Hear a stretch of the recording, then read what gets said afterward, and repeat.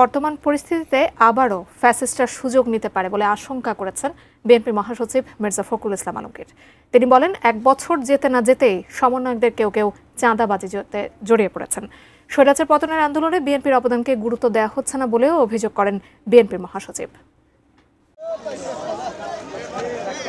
জুলাই গণঅভ্যুত্থানের মাসব্যাপী কর্মসূচির অংশ হিসেবে শাহবাগে জাতীয় জাদুঘরের সামনে যুবদল আয়োজিত গ্রাফিতি অঙ্কন অনুষ্ঠানে যোগ দেন বিএনপি মহাসচিব মির্জা ফখরুল ইসলাম।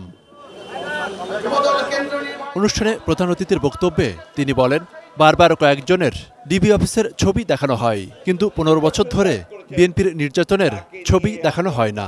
যার যার অবদানকে সেভাবেই মূল্যায়নের আহ্বান জানান তিনি।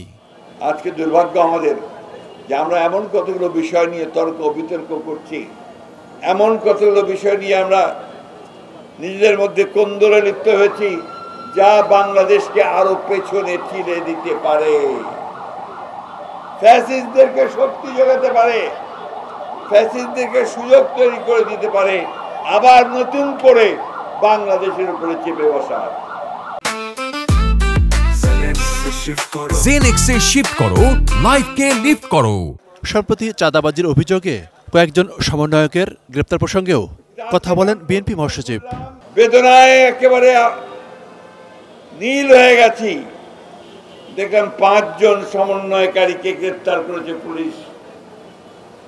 তারা জোর করে একটি বাড়ি থেকে, একজন সাবেক সংসদ সদস্যের বাড়ি থেকে ৫০ লক্ষ টাকা আদায় করে। এই কি পরিণতি? এটাই কি আমরা চেয়েছিলাম? এই বাংলাদেশের মানুষকে কেউ এটা চেয়েছিল? সুতরাং এত তাড়াতাড়ি যদি এই ঘটনা ঘটে, ১ বছর হয়নি, তাহলে আমাদের ভবিষ্যৎ কি? অনুষ্ঠানে এনসিপি নেতাদের আরও দায়িত্বশীল বক্তব্য দেওয়ার আহ্বান জানান যুবদল সভাপতি আব্দুল মোনায়েম মুন্না। যে ভাষায় কথা বলছেন সেটা জুলাই স্পিরিটের সাথে কিন্তু যায় না। এদিকে নয়াপল্টনে বিএনপির কেন্দ্রীয় কার্যালয়ের নিচতলায় স্বেচ্ছাসেবক দলের সাবেক সভাপতি শফিউল বারী বাবুর ৫ম মৃত্যুবার্ষিকী উপলক্ষে দোয়া অনুষ্ঠানের আয়োজন করা হয়। সেখানে বিএনপির সিনিয়র যুগ্ম মহাসচিব রুহুল কবির রিজভী চাঁদাবাজি বন্ধে আইনশৃঙ্খলা বাহিনীর আরও সক্রিয় ভূমিকার আহ্বান জানান। জানতে পারে তার ব্যবস্থা নিয়ে কেউ এ ব্যাপারে আপনাদেরকে কোনো ধরনের তদবির করবে না। মনিরুল ইসলাম ইন্টু, এটি নিউজ, ঢাকা।